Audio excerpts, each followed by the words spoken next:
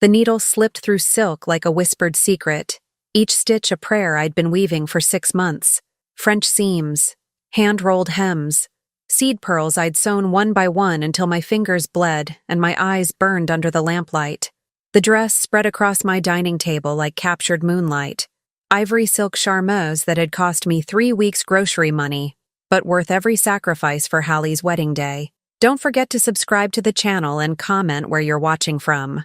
At 62, my hands weren't as steady as they'd been when I'd sewn my own wedding dress 40 years ago, but they were wiser.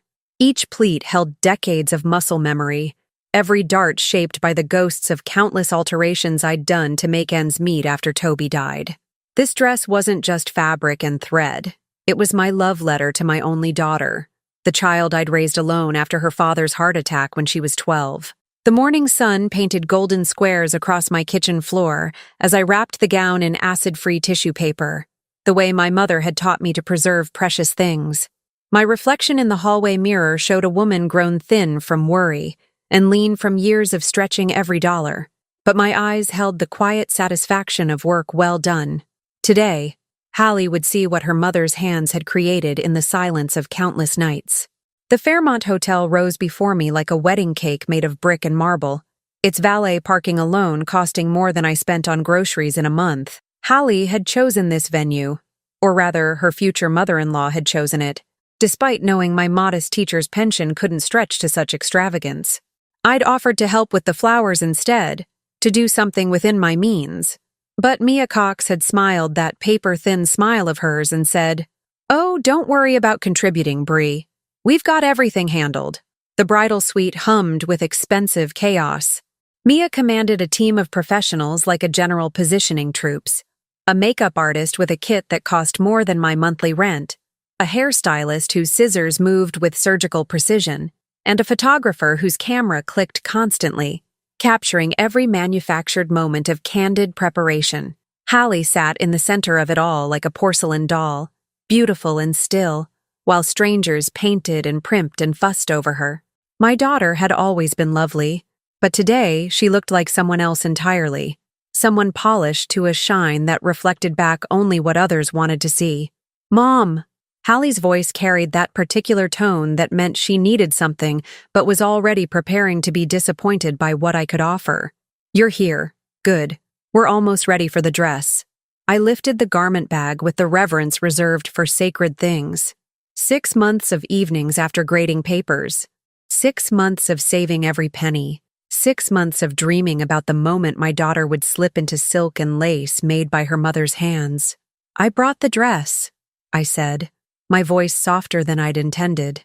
Mia looked up from her orchestration of wedding perfection, her gaze settling on my garment bag like a judge weighing evidence. "Oh, the dress you made. How thoughtful." The word thoughtful fell from her lips like a diplomatic apology for something embarrassing but unavoidable. I began to unzip the bag, my fingers trembling slightly, not from nerves, but from the intensity of love that had gone into every stitch. The silk emerged like water taking shape, and for a moment, the room fell silent. "It's," Hallie began, then stopped. "It's very handmade," Mia finished, stepping closer with the air of someone examining damaged goods. "The detail work is quite rustic." 6 months of French seams and hand-embroidered pearls, dismissed as rustic. I felt something shift inside my chest, a small door closing. "Hallie, darling," Mia continued, her voice honeyed with false kindness. "Perhaps we should consider the backup option we discussed. The Vera Wang from the boutique? It's more appropriate for the photographs." Hallie's eyes darted between the dress I'd made and the woman who would soon be her mother-in-law. I watched my daughter weigh her choices like a merchant calculating profit and loss, and I saw the exact moment she chose the path that led away from me. "Mom, I think maybe we should go with the other dress. This one is—" She paused, searching for words that wouldn't cut too deep. "It's just not quite right for the venue." The needle-sharp pain of rejection pierced through 23 years of scraped knees I'd bandaged, nightmares I'd chased away, and dreams I'd encouraged. I folded the dress back into its tissue paper shroud, my movements careful and precise, the way I'd learned to handle disappointment, with dignity intact. "Of course," I said. "Whatever makes you happy." I stepped into the hallway to give them privacy, but also to breathe. The corridor's thick carpet muffled the sounds of wedding preparation, but I could still hear voices through the door I hadn't quite closed. "Thank God you came to your senses," Mia's voice carried clearly. "Can you imagine the photographs? Everyone would wonder where on earth that dress came from." Hallie laughed, a bright, nervous sound that pierced straight through me. "If anyone asks, I'll just say it doesn't fit. It looks like something from a thrift store anyway." The words hit like physical blows. 6 months. 6 months of my life, my love, my hope that I still mattered to the child I'd raised. 6 months reduced to thrift store embarrassment and nervous laughter. I stood in that hotel hallway, dress bag clutched against my chest, and felt something fundamental shift inside me. Not break. Breaking implied something that could be mended. This was more like evolution, like a snake shedding skin it had outgrown. Through the partially open door, I could see Holly stepping into the Vera Wang gown, her face radiant with relief. Mia zipped her up with the satisfaction of someone who had successfully prevented a social disaster. The photographer snapped away, capturing the moment of transformation from daughter to daughter-in-law, while my own creation lay forgotten on a chair like discarded wrapping paper. I walked back into the room with the measured steps of someone who had made a decision. "I'm going to take this home," I said, lifting my dress with newfound purpose. "Oh, Mom, I'm sorry. Maybe I can wear it to the rehearsal dinner?" Hallie's voice carried the hollow ring of consolation prizes and afterthoughts. "No," I said simply. "That won't be necessary." I kissed my daughter's forehead, inhaling the scent of expensive hairspray and borrowed perfume that smelled nothing like the child who used to crawl into my bed during thunderstorms. "Have a beautiful wedding, sweetheart." As I walked down the hotel corridor, I heard Mia say, "Well, that was easier than I expected. Sometimes people just need to accept reality." The elevator doors closed on my old life. In my arms, wrapped in tissue paper and wounded pride, lay the beginning of something else entirely. Outside, the spring air carried the scent of possibility mixed with exhaust fumes and other people's dreams. I placed the dress carefully in my car's back seat, settling it like precious cargo for a journey to an unknown destination. The drive home took me past the neighborhood where I'd raised Hallie alone, past the school where I'd taught for 37 years, past all the familiar landmarks of a life lived in service to others. But today, those places looked different, smaller somehow, as if I'd been seeing them through the wrong lens all this time. My house welcomed me back with its familiar creaks and shadows, the same yellow kitchen walls I'd painted when Hallie started high school, the same photographs chronicling a lifetime of birthdays, graduations, and ordinary Tuesdays that had somehow added up to raising a human being. I spread the dress across my dining room table once more, smoothing the silk with gentle hands. The afternoon light caught the pearls I'd sewn in spiraling patterns across the bodice, each one placed with the precision of a woman who understood that details mattered, even when, especially when, no one else noticed. The French seams lay flat and perfect, invisible from the outside but strong enough to last generations. This was not thrift store work. This was artistry born of love and honed by necessity. I made myself a cup of tea, English breakfast, strong enough to wake the dead, and sat looking at the dress while steam rose from my mug like incense. Somewhere across town, Hallie was walking down an aisle in borrowed elegance. But here in my quiet house, surrounded by the tools of my craft, I felt something I hadn't experienced in years, the stirring of my own ambition. The phone rang once during my vigil, probably Hallie calling from her honeymoon suite, voice bright with champagne and guilt, ready to explain and apologize and make everything smooth again. I let it ring. 3 days passed in merciful silence. No calls from Hallie's honeymoon, no flowers with apologetic cards, no visits from well-meaning neighbors who'd heard whispers about wedding day drama. Just me, the dress, and the growing certainty that something fundamental had shifted in the architecture of my life. I found myself studying the gown with new eyes, seeing it not as rejected love, but as evidence of skill I'd forgotten I possessed. The hand-rolled hem alone represented 40 hours of work that would cost $800 at any decent bridal boutique. The bodice construction, princess seams with French curves, was couture-level tailoring. My mother's voice echoed from memory. Bree, you have the hands of an artist. Don't waste them on other people's dreams.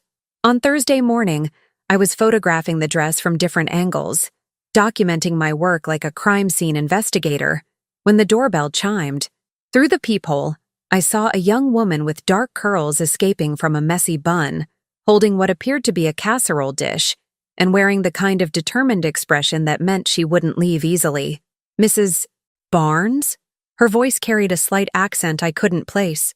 I'm Gloria Reed. I live in the apartment above the bakery on Maple Street. I heard you might need some company. Gloria. The name conjured a vague memory of Hallie mentioning her years ago, a girl who'd worked at the coffee shop where Hallie studied for her master's degree. They'd been friends, or friendly at least, before Hallie's social circle narrowed to include only people who could advance her husband's career. I opened the door to find a woman of perhaps 28, with paint-stained fingers and the kind of authentic smile that had become foreign to me. She held out the casserole dish like an offering. Chicken enchiladas, she said. My grandmother's recipe. I figured you might not be cooking much this week. How did you... I began. Hallie called me, Gloria said simply. 3 nights ago, crying drunk from her hotel room in Cabo. She told me what happened, what she said about the dress. Her dark eyes flashed with indignation. I wanted to drive over there and slap some sense into her, but Mexico's a little far for an intervention. Despite myself, I almost smiled. Come in. I was just making coffee. Gloria stepped into my foyer and stopped dead, her gaze fixed on the dress displayed across my dining room. Jesus Christ, she whispered, then clapped her hand over her mouth. Sorry, holy, is that the dress? That's the dress. She approached it like a pilgrim approaching a shrine, her fingers hovering inches above the silk. Mrs. Barnes, this is museum-quality work. The beadwork alone. How long did this take you? 6 months. 6 months. She turned to face me, her expression shifting from admiration to fury. 6 months of your life? And she called it thrift store quality? In front of that ice queen mother-in-law? I found myself nodding, surprised by the relief of having someone, anyone, acknowledge the enormity of the betrayal. You know what this reminds me of? Gloria continued, circling the dress like an art critic studying a masterpiece. That wedding dress Joy Cavuto wore. The construction, the attention to detail. This isn't just a dress, it's couture.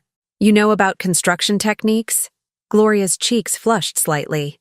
I went to fashion school for about a year before my dad got sick, and I had to come home to help with the restaurant. I've been waitressing and doing alterations on the side ever since, but she gestured toward the dress. I've never seen anything like this outside of a museum. Something stirred in my chest. A feeling I'd almost forgotten. Recognition. Professional respect. The acknowledgement of skill by someone who understood the craft. Would you like some coffee? I asked. We sat in my kitchen, Gloria's enthusiasm filling the space like sunlight through winter windows. She asked detailed questions about my techniques, admired photographs of other pieces I'd made over the years, and listened with genuine interest as I explained the difference between French seams and flat-fell seams, the art of setting in sleeves without puckers, the patience required for hand-sewn buttonholes. You know, she said, cradling her coffee mug, my cousin Ella is getting married in 3 months. Her budget is basically non-existent. She's a social worker, her fiancé teaches kindergarten, and she's been crying about it for weeks. She can't afford anything decent, and she's too proud to ask for family money. That's difficult, I murmured, though something in her tone suggested this conversation was heading somewhere specific. She's about Hallie's size, Gloria continued casually. Maybe a little taller, but not by much. The implication hung between us like a bridge waiting to be crossed. I looked through the archway at the dress, remembering the weight of it in my arms as I'd carried it away from Hallie's wedding suite.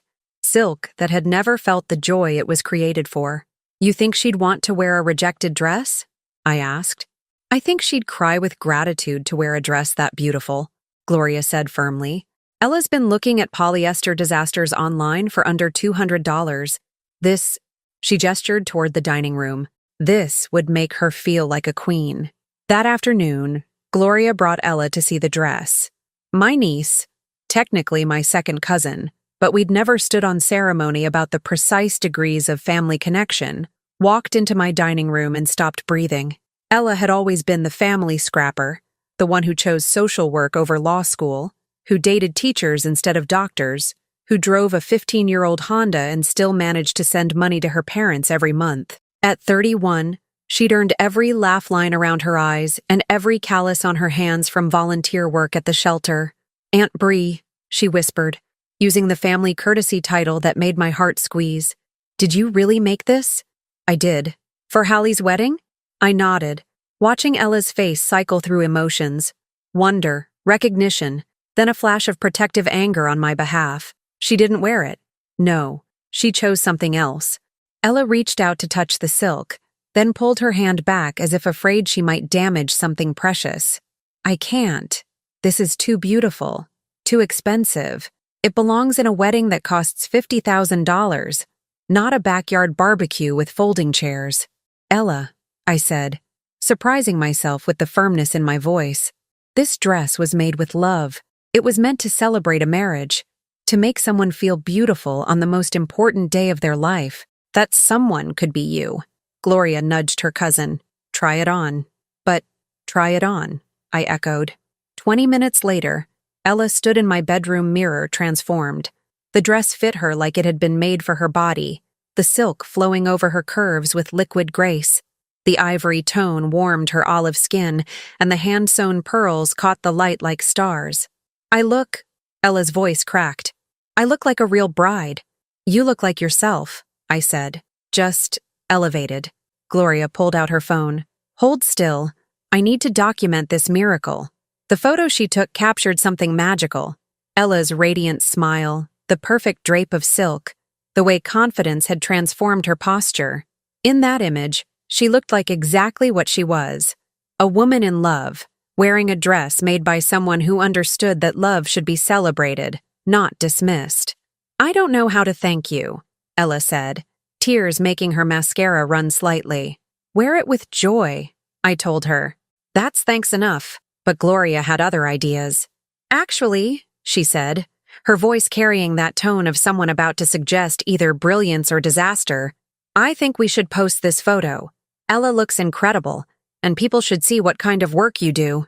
"Gloria," I warned, but she was already typing on her phone. "Just on my Instagram. I have like 300 followers, mostly other restaurant people and art students. What's the harm?" She posted the photo with a caption that made my chest tight with unexpected pride. "When your cousin needs a wedding dress but can't afford couture, and your friend's mom happens to be a secret master seamstress." This gown was hand-sewn over 6 months by Bree Barnes, a retired teacher who clearly missed her calling. Ella is glowing, and this dress is proof that real artistry exists in the most unexpected places. Handmade, couture, real artist, wedding dress, talented women. The response was immediate and overwhelming. Within hours, Gloria's phone was buzzing constantly with comments, shares, and direct messages. People wanted to know where they could commission similar work. Brides whose weddings were still months away started asking about pricing. Local seamstresses reached out with professional admiration. By evening, the photo had been shared 47 times. By the next morning, it had reached 2,000 views, and Gloria was fielding inquiries from as far away as Portland and San Francisco. "Mrs. Barnes," Gloria said, arriving at my door with coffee and croissants and an expression of barely contained excitement, "I think we need to talk about starting a business." I sat at my kitchen table, scrolling through comment after comment of praise and inquiries, feeling like someone had switched on lights in rooms I'd forgotten existed. For decades, I'd sewn for necessity, mending clothes, hemming curtains, making Halloween costumes on teachers' salary. But this felt different. This felt like possibility, wearing a silk dress and pearls. "I don't know anything about running a business," I said. "But you know everything about making dresses that make women feel like goddesses," Gloria countered. "That's the hard part. The business stuff we can learn." Through my dining room window, I could see Mrs. Patterson walking her dog, the same route she'd taken every day for the 15 years I'd lived in this house. Same time, same pace, same predictable orbit around the neighborhood. 3 days ago, I'd been following my own predictable orbit. Retired teacher, discarded mother, woman whose best years were assumed to be behind her. Now Ella's photo smiled back at me from Gloria's phone screen, and strangers were asking to pay me for the skills I'd almost let die in silence. "What exactly are you suggesting?" I asked. Gloria's grin could have powered the entire block. "I'm suggesting we remind the world that real artists don't always hang in galleries. Sometimes they sit in suburban kitchens, creating magic one stitch at a time." Outside, Mrs. Patterson completed her predictable loop and disappeared into her house. But inside mine, surrounded by thread and dreams and a young woman's infectious enthusiasm, I felt the first stirrings of something I hadn't experienced in decades: freedom. Ella's wedding was 3 weeks away when the call came that changed everything. I was in my converted spare bedroom, now officially my design studio, according to the hand-painted sign Gloria had made, sketching modifications for a mother-of-the-bride dress when my phone rang. The caller ID showed a number I didn't recognize, but the area code was local. "Mrs. Barnes? This is Betty Reynolds from Channel 7 News. I saw the photograph of the wedding dress you made, and I'd like to do a feature story about local artisans. Would you be interested in an interview?" My hand trembled as I set down my pencil. "I'm sorry. What?" "The wedding dress photo has been shared over 15,000 times in the past week. People are calling you the hidden couture artist of suburban Portland. We'd love to tell your story." 15,000 times. The number felt surreal, impossible. I thought of Hallie's nervous laughter echoing in that hotel suite. It looks like something from a thrift store, and felt a satisfaction so sharp it could have cut silk. I'd need to think about it. Of course. But Mrs. Barnes? I saw the dress in person yesterday. Ella Reed is my hairstylist, and she showed me the gown. It's museum quality. People should know about work like that. After hanging up, I sat in the silence of my transformed house. In 3 weeks, I'd taken 7 commissions. Gloria had helped me set up a basic website, calculate pricing that reflected both my skill and my need to eat, and navigate the strange world of social media where strangers complimented my French seams and begged for appointment availability. The phone rang again almost immediately. "Mom?" Hallie's voice hit me like cold water. We hadn't spoken since the wedding, though I'd heard through family channels that the honeymoon had been perfect and that she and Mark were settling into married life beautifully. "Hello, Hallie." "Mom, Her voice carried that particular breathlessness that meant she was about to ask for something while pretending to offer it. "I heard about the news interview and all the attention you're getting for sewing. I think it's wonderful." "Do you?" "Of course. I always knew you were talented, and I was thinking maybe we could meet for lunch. I have some ideas about how to help you expand this little business." This little business. The phrase landed like a paper cut, small but surprisingly painful. "I'm quite busy these days, Hallie." "Oh, I know. That's why I thought we could discuss efficiency strategies. Maybe you could streamline your process, use different materials that are more cost-effective. Mark has some insights about scaling artisan businesses. He deals with creative entrepreneurs all the time in his consulting work." I closed my eyes, seeing with perfect clarity the conversation Hallie had already had with her husband and mother-in-law. Bree's little sewing hobby was getting attention, which meant it could be useful, but only if properly managed and refined according to their standards.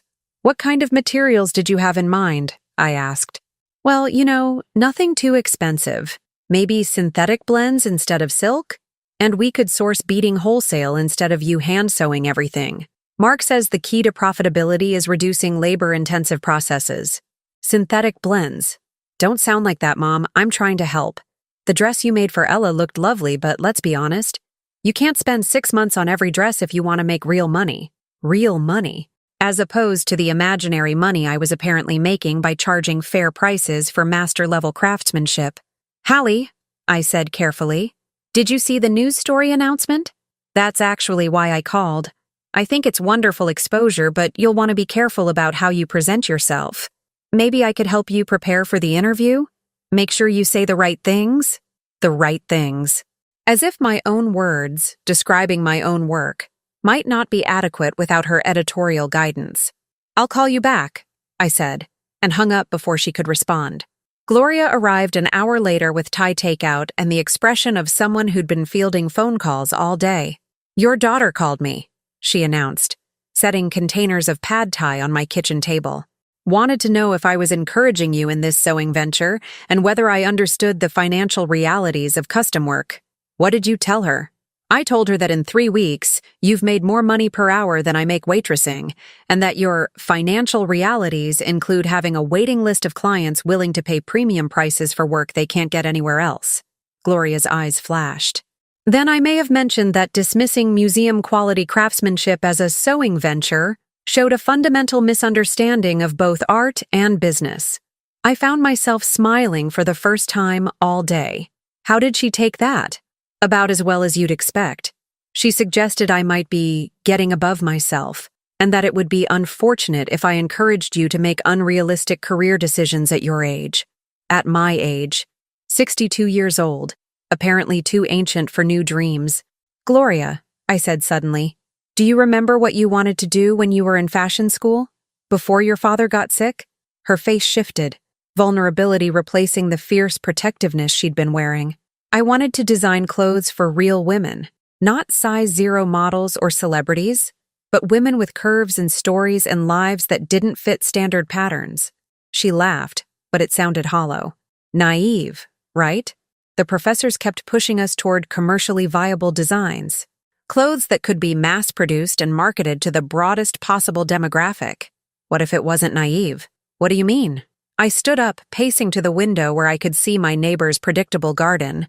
The same flowers planted in the same patterns year after year, safe and unremarkable and slowly dying from lack of imagination. What if we didn't just take commissions for wedding dresses? What if we actually started a real business? Custom clothing for women who've been ignored by the fashion industry. Gloria set down her fork. "Bree, are you suggesting what I think you're suggesting?"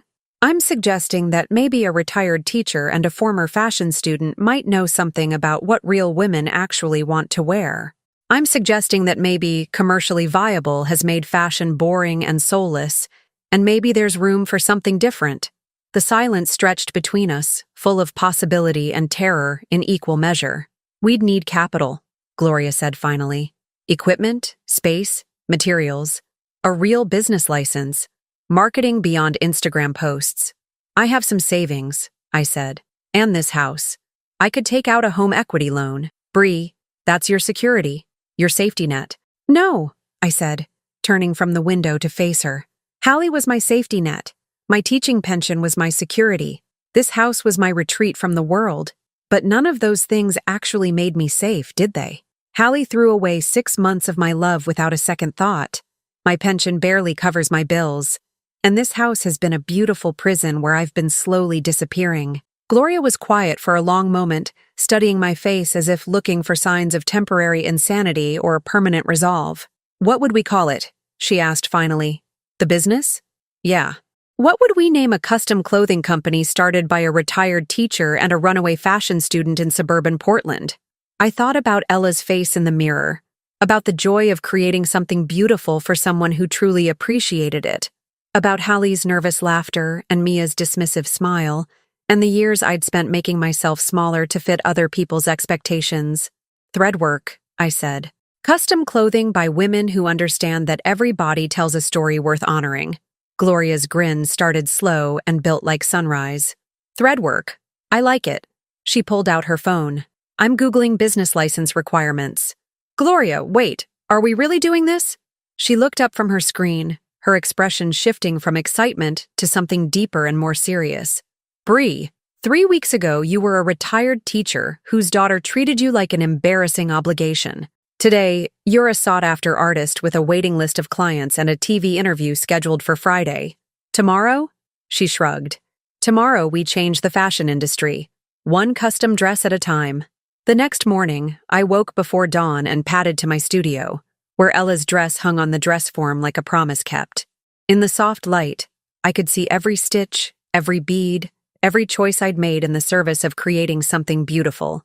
This dress would never hang forgotten in a closet or be dismissed as thrift store quality. It would be worn by a woman who understood its value, photographed by people who recognized artistry when they saw it, and remembered as the beginning of something extraordinary. I made coffee and sat at my sewing machine, surrounded by bolts of silk and boxes of vintage buttons and drawers full of thread in every color imaginable. My phone showed 17 new messages from potential clients, 3 calls from reporters, and 1 text from Gloria. Found a commercial space downtown. Want to look at it this afternoon? There was also a voicemail from Hallie, her voice tight with what she probably thought was concern, but sounded more like frustration. Mom, I've been thinking about our conversation yesterday, and I really think you should be more cautious about this whole thing. Starting a business at your age, especially something so risky. Maybe we should sit down with Mark and make a proper plan. Call me back. I deleted the message without listening to it a second time. The Betty Reynolds interview was scheduled for Friday afternoon. Ella's wedding was Saturday. And somewhere in between, I was going to have to decide whether I was Bree Barnes, the retired teacher with a harmless hobby, or Bree Barnes, the artist who'd spent 62 years learning exactly what she was capable of creating. But as I threaded my machine with ivory silk and began work on a dress for a bride who'd chosen me specifically because she'd seen Ella's photos and wanted something that beautiful and personal, I realized the decision had already been made. Hallie could keep her safety and her conventional wisdom. I was choosing revolution, one stitch at a time. The Channel 7 interview aired on a Tuesday evening in October, exactly 6 months after Hallie's wedding. I watched it from Gloria's apartment above the bakery, surrounded by fabric samples and business plans, while she provided a running commentary that made me laugh until my sides hurt. "Look at you," she said as my televised self explained the difference between machine-sewn and hand-rolled hems. "You look like you've been doing interviews your whole life." On screen, I demonstrated the beadwork on Ella's dress, now featured prominently in our portfolio, while Betty Reynolds asked about my background. The woman being interviewed looked confident, professional, passionate about her craft. She didn't look like someone's discarded mother or retired teacher filling empty hours with busy work. Bree Barnes's story is remarkable. Betty's voice narrated over shots of my studio. After 37 years of teaching, she's found a second calling creating custom gowns that rival the world's top designers. Her waiting list now extends 8 months, and she's recently partnered with Gloria Reed to launch Threadwork, a boutique specializing in custom clothing for real women's bodies. Real women's bodies. The phrase had been Gloria's suggestion, and hearing it on television made something fierce and proud unfurl in my chest. The segment ended with Ella's wedding footage, the dress flowing like liquid starlight as she danced with her new husband, her face radiant with joy that had nothing to do with expensive venues or designer labels, and everything to do with love celebrated authentically. Gloria's phone started ringing before the credits finished rolling. Within a week, we had 47 new inquiries, 3 requests from out-of-state clients, and an email from a documentary filmmaker interested in following our story. More importantly, we had signed the lease on the downtown storefront Gloria had found. A bright corner space with tall windows and enough room for multiple sewing stations, a proper fitting area, and a small gallery where we could display finished pieces. Hallie called the day after the lease signing. "Mom, I saw the interview. It was very nice." Her voice carried the particular strain of someone trying to sound supportive while calculating damage. "Mark thinks the exposure might be getting a little out of hand, though. He's concerned about you making promises you can't keep." I was pinning a bodice pattern to silk organza, the phone wedged between my ear and shoulder in a position that would have horrified my chiropractor. What promises would those be?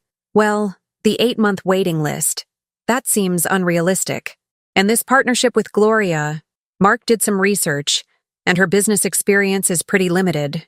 He thinks you might be making decisions too quickly, Mark thinks. As if my son-in-law's opinions carried more weight than my own judgment about my own life. "Hallie, I've been making decisions for 40 years longer than Mark has been alive. That's not what I meant. It's just, starting a real business is complicated. There are liability issues, tax implications, insurance concerns. Mark could help you understand." "I understand perfectly well," I interrupted, my voice sharper than intended. "I understand that Gloria and I have built something beautiful and profitable in 6 months, while you and Mark have spent that same time trying to convince me I'm too old and inexperienced to know what I'm doing." Silence stretched across the phone line. When Hallie spoke again, her voice was smaller, more careful. "Mom, I'm trying to look out for you. By telling me to use synthetic fabrics and mass-produce trim? By suggesting I streamline my process to eliminate everything that makes my work distinctive? That's not looking out for me, Hallie. That's trying to turn me into someone safer. Someone who won't embarrass you by dreaming too big. That's not fair, isn't it? I set down my pins and gave the conversation my full attention. When was the last time you asked about my work without immediately suggesting ways to make it smaller, cheaper, or more conventional? When was the last time you expressed pride in what I've accomplished without adding a but or a warning? Another silence. This one lasted long enough for me to cut 3 pattern pieces and begin arranging them on the cutting table. The documentary people called me, Hallie said finally. What documentary people? The filmmaker who contacted you, Madeline Wilson. She wanted to interview family members about your transformation. I told her I wasn't interested. Of course she had. The thought of cameras capturing her dismissal of the dress, of the world seeing how she'd treated her mother's gift, must have been terrifying. That's your choice, I said evenly. Mom, please, can we meet for coffee? I think we need to talk face to face. I looked around my studio, at the half-finished gowns hanging like promises on their forms, at the inspiration board covered with sketches and fabric swatches, at the business cards Gloria had designed featuring our logo and the tagline, where every body tells a story worth honoring. I'm very busy these days, Hallie. Perhaps after the holidays. Christmas was 8 weeks away. The suggestion hung between us like a door closing slowly but decisively. Mom, I need to go. I have a fitting at 2. I hung up and stood in the silence of my transformed life, feeling the weight of the choice I'd just made. For months, I'd been changing, growing, becoming someone new. But this felt different. This felt like the moment I stopped being Hallie's mother first and became Bree Barnes, artist and businesswoman, who happened to have a daughter. The fitting was for Mrs. Abernathy, a 70-year-old widow who wanted a dress for her grandson's wedding. She'd been shopping at department stores for months without success. Everything was too young, too tight, too dismissive of a body that had lived 7 decades and earned every mark of experience. I don't want to look like mutton dressed as lamb, she'd said during our consultation, but I also don't want to look like I'm attending a funeral. The dress I'd designed for her was elegant crepe in deep forest green, with 3/4 sleeves and a subtle A-line that skimmed her figure gracefully. Hand-sewn covered buttons marched down the back, and I'd added delicate beadwork at the neckline that caught the light without screaming for attention. When Mrs. Abernathy emerged from the fitting room, she stood before the 3-way mirror for a long moment without speaking. Mrs. Barnes, she said finally, her voice thick with emotion, I look like myself, but the best version of myself. That's the goal, I said, adjusting the hem slightly. To honor who you are, not hide it. My daughter-in-law suggested I just buy something online, said it would be cheaper and more practical. Mrs. Abernathy smoothed the skirt with reverent hands. I'm so glad I didn't listen to her. As November deepened into early winter, Threadwork's reputation grew beyond anything I'd dared imagine. The documentary crew followed us for 2 weeks, capturing the process of creating custom pieces and interviewing clients who spoke with genuine emotion about feeling beautiful in their own skin for the first time in years. Gloria handled the business side with a competence that made me grateful I'd trusted my instincts about partnership. She negotiated with suppliers, managed our appointment schedule, and fielded media requests with the skill of someone who'd learned to hustle in restaurant work but dreamed of something greater. We hired 2 seamstresses, both women over 50 who'd been downsized from factory jobs and told their skills were obsolete. Watching them rediscover their artistry in our bright studio felt like witnessing resurrections.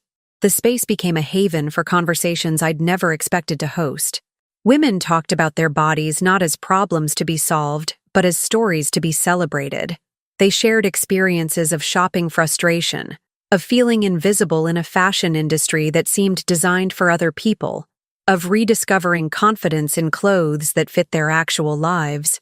You know what I love most about this place?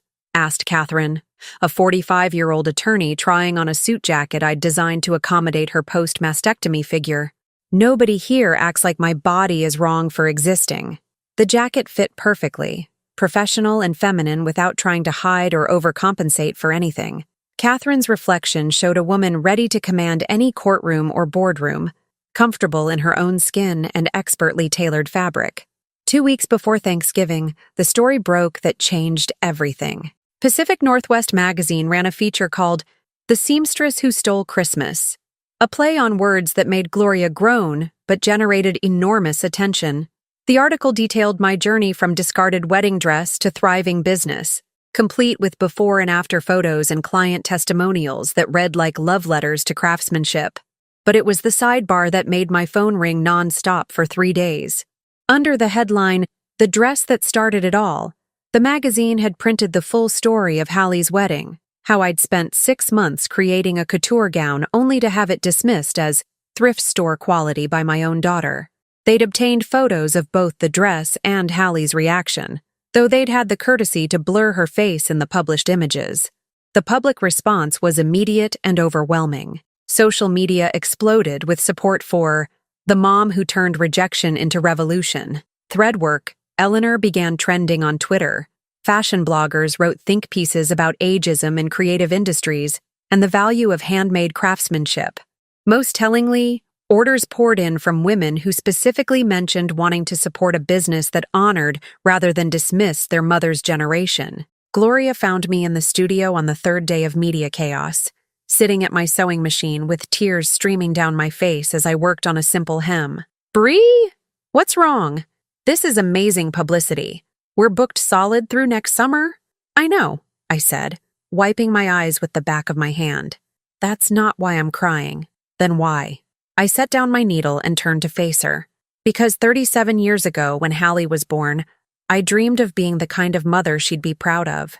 I worked 2 jobs to put her through college. I sacrificed every luxury to give her advantages I'd never had. And somewhere along the way, I forgot that she was supposed to be proud of me too. Gloria sat beside me on the small bench, her expression thoughtful. "You know what I think?" she said finally. "I think you did raise her to be proud of you. But somewhere along the way, she forgot that pride isn't about having a mother who's convenient or conventional. It's about having a mother who's brave enough to become exactly who she's meant to be." Outside our studio windows, Portland's winter rain painted abstract patterns on glass that had become synonymous with transformation. Inside, surrounded by the tools of my trade and the evidence of dreams made manifest, I realized that Hallie's opinion, once the sun around which my world orbited, had become just one voice among many. And for the first time in decades, it wasn't the loudest voice in the room. The first snow of December fell on a Thursday, the same day Hallie finally came to see what I had built. I spotted her through the large windows of Threadwork, standing on the sidewalk across the street like a tourist studying a foreign landmark. She wore the black wool coat I'd given her for Christmas 3 years ago, expertly tailored, expensive, the kind of safe choice that looked appropriate in any setting without making any statements about the woman wearing it. For 20 minutes, she stood there while I worked with Mrs. Patterson on a holiday dress fitting, both of us pretending not to notice the figure in black watching from the cold. Mrs. Patterson, my old neighbor who'd become one of my most enthusiastic clients, finally broke the careful silence. "Isn't that your daughter out there? She looks frozen half to death." "Yes," I said, adjusting the hem of her burgundy velvet gown. "She does." "Well, for heaven's sake, Bree, let the girl come in before she turns into a popsicle." But I didn't move toward the door, and Hallie didn't cross the street. We stayed in our respective territories, separated by asphalt and 8 months of choices that couldn't be undone. When Mrs. Patterson left, bundled in her coat and carrying the garment bag with quiet pride, Hallie finally approached. She pushed through the door with the careful movements of someone entering enemy territory, her eyes taking in the transformed space. The gleaming hardwood floors Gloria and I had refinished ourselves, the custom fitting rooms with their elegant curtains, the gallery wall featuring photographs of our work. "Mom." Her voice was smaller than I remembered. "Hallie." She moved through the studio like someone touring a museum exhibit, pausing at the cutting table where I was working on a New Year's Eve gown for a client who wanted to feel spectacular at 68. The silver silk caught the afternoon light, and I watched Hallie recognize the quality of the construction, the complexity of the beadwork, the hours of skilled labor that had gone into every seam. "It's beautiful," she said finally. "Thank you." "The magazine article." She stopped, swallowed, tried again. I didn't know they were going to write about the wedding dress, about what I said. I continued pinning the bodice, my movements steady and practiced.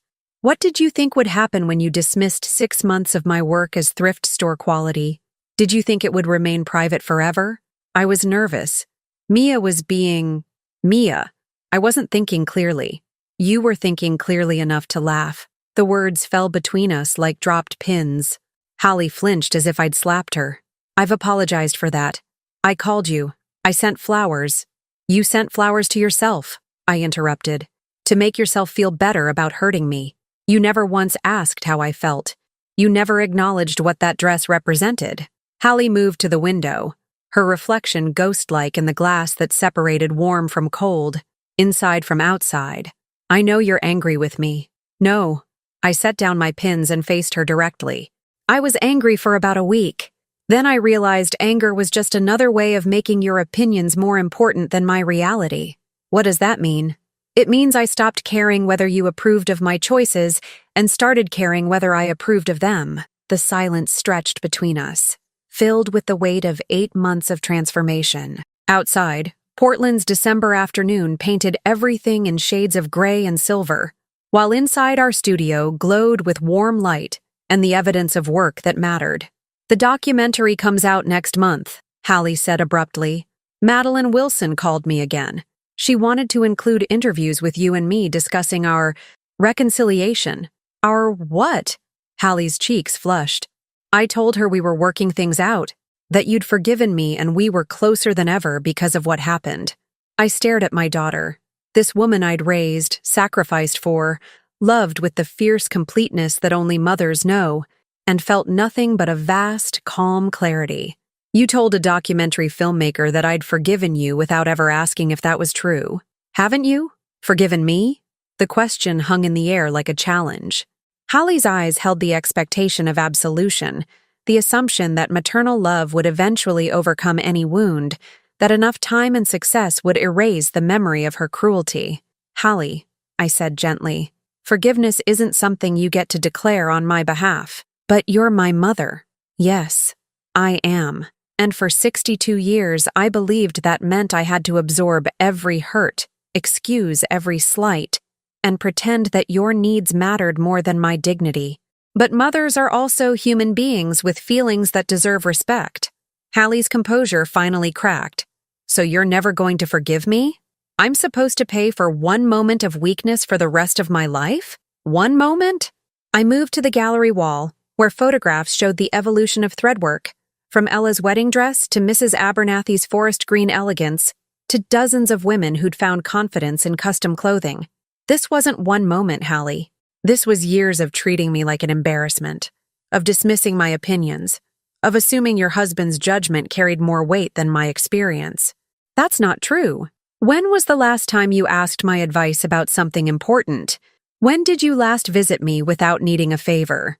When have you ever introduced me to your friends as someone you're proud of, rather than someone you have to explain? Each question landed like a perfectly placed stitch, holding together a pattern Hallie had never been forced to see clearly. She stopped, her hands twisting the strap of her expensive handbag. I don't know how to fix this. Maybe it doesn't need to be fixed, I said. Maybe it needs to be accepted as it is. Gloria chose that moment to return from her lunch meeting with a potential investor, her arms full of fabric samples and her face bright with cold air and excitement. She stopped short when she saw Hala, her expression shifting to careful neutrality. Hallie, she said with professional politeness. How nice to see you. Gloria. Hallie's voice carried the particular stiffness she reserved for people she considered beneath her notice. I see business is going well. Better than well. We're expanding to a second location in Seattle next year. I watched Hallie process this information, saw her realize that Gloria, the waitress she'd dismissed as getting above herself, was now my business partner in an enterprise worth more than Hallie's husband made in consulting fees. That's congratulations, Hallie managed. Thank you. Gloria set down her samples and moved to the cutting table, her presence creating a buffer between Hallie and me. Bree, the investor loved your portfolio. She wants to feature threadwork in her magazine's spring issue about women entrepreneurs over 50. Women entrepreneurs over 50. The phrase would have been unimaginable to me a year ago, when I was still defining myself as Hallie's mother and Toby's widow, and a retired teacher filling empty hours with hobbies. Hallie watched this exchange with growing understanding. This wasn't her mother's little sewing project that needed managing or improving. This was a legitimate business run by women who knew their worth and demanded respect for their expertise. "I should go," Hallie said suddenly. "I can see you're busy." "Hallie," I stopped her at the door. "I want you to understand something. I don't hate you. I don't wish you ill. But I also don't need your approval or your management or your version of looking out for me. So where does that leave us?" I considered the question seriously, looking at this woman who shared my DNA but not my values, who'd inherited my stubbornness but not my respect for others' dreams. "It leaves us as two adults who happen to be related," I said. "If you want more than that, you'll need to earn it, not through apologies or flowers or telling documentary filmmakers we've reconciled, through actions that show you actually respect the woman I've become." Hallie's face cycled through emotions: hurt, anger, recognition, something that might have been the beginning of understanding. "And if I can't do that, then you can't. But I won't pretend otherwise to make either of us more comfortable." She nodded slowly, tears making her mascara run slightly, the same way Ella's had when she first saw herself in my wedding dress, but for different reasons entirely.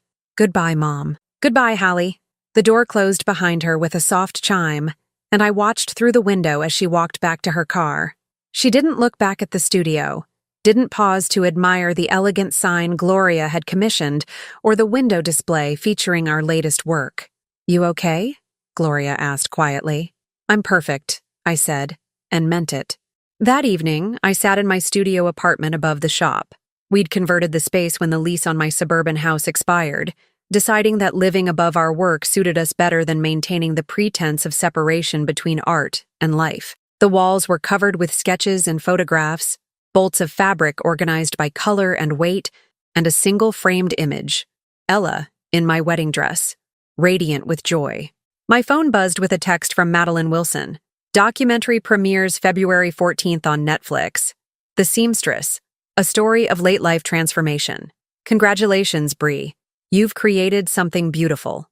Outside my window, Portland's winter nights sparkled with lights from other people's windows, other people's dreams being lived out in small acts of daily courage. Somewhere across town, Hallie was probably telling Mark about our conversation, seeking validation for her hurt feelings and strategic advice for winning back her mother's approval. But I wasn't Hallie's mother anymore, at least not in the way I had been. I was Bree Barnes, artist and entrepreneur, woman who'd learned that love without respect was just another word for servitude. In the morning, I would begin work on a wedding dress for a bride who'd chosen me specifically because she'd heard the story of the dress that launched a revolution. She wanted something that honored both tradition and transformation, something that would make her feel beautiful while telling the world she was nobody's compromise. I knew exactly what to create for her. After all, I'd been practicing that particular pattern my entire life.